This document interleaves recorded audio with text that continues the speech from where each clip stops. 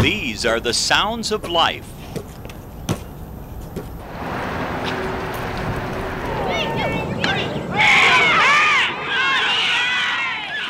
Everyday sounds, allowing us to communicate, to live, and enjoy our lives.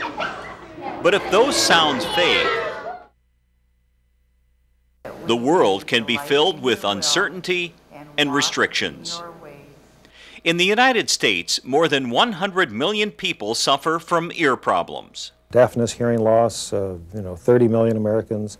Dizziness, 90 million Americans. Tinnitus, unwanted noise in the ear, 30, 40 million Americans. But it's a major problem in society, but it's under-identified and under-supported. In third world countries, hearing loss is a much bigger problem. And because of that, Dr. Michael Paparella, a world-renowned expert in otolaryngology, founded IHF, the International Hearing Foundation, in 1984. Headquartered in Minneapolis, Minnesota, IHF's mission is to serve those in need, to research and learn more about hearing problems, about cures, and to educate, teaching doctors around the world.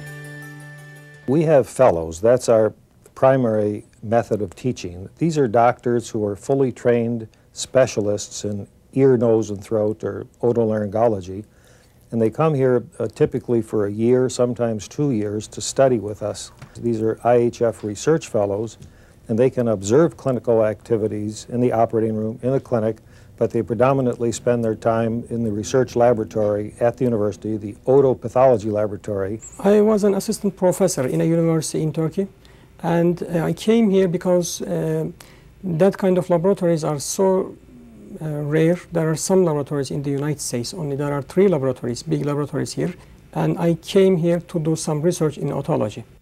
At the lab, post-mortem research is done on human ears to determine pathologic changes due to disease. This lab is one of the world's largest. When we can see the cellular changes in the ear, it gives us all kinds of information relating to why they had a hearing loss. Since we have such a large collection of temporal bones, it's the largest in the world, we're able to train and teach doctors from all over the world. This laboratory has not only, as I mentioned, provided us a means of better understanding and treating patients in the United States and elsewhere. And through our laboratory, we've had at least 600 publications, 60 books, so we've been involved with publishing, national, international meetings, and all that sort of thing. But we also have trained leaders. In fact, we've helped train 28 professors and chairmen, not only in the United States, but various countries. IHF has reached around the world donating medical supplies and setting up free clinics. In addition to Africa, its missions have included trips to Chile, Peru, Brazil, Cuba, and to India, and a meeting with Mother Teresa.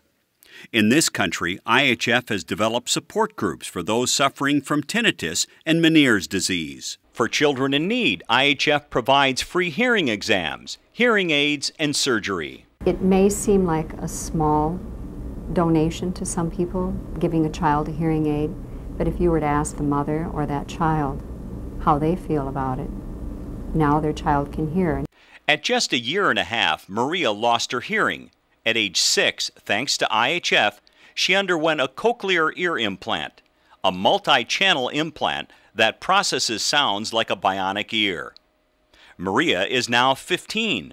The cochlear ear implant has opened up her world and given her back the sounds she lost. Like my mom, hearing my mom, and my dad's voice, and you can hear music, and you can hear the birds.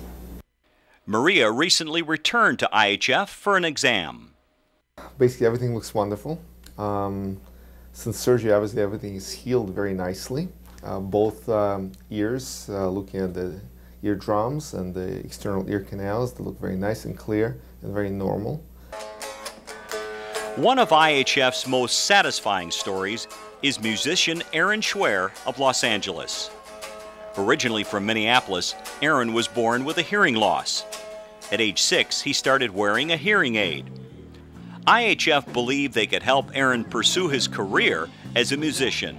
He was in an early age developed sensorineural deafness, so we helped him early on to acquire appropriate hearing devices, hearing aids, and in the process currently we're also going to help him get some updates on those hearing aids.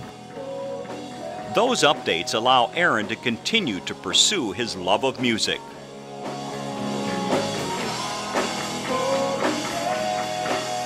Somebody believes in what I'm doing, and that there is an organization out there for someone like me, and that I don't have to feel like I'm being held back, especially being in music.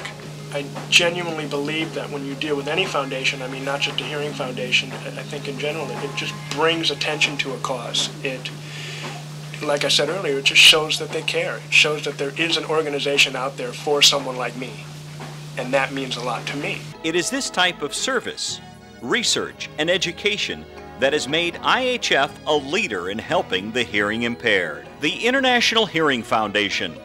Service, education, research, touching and improving the quality of life for people around the world.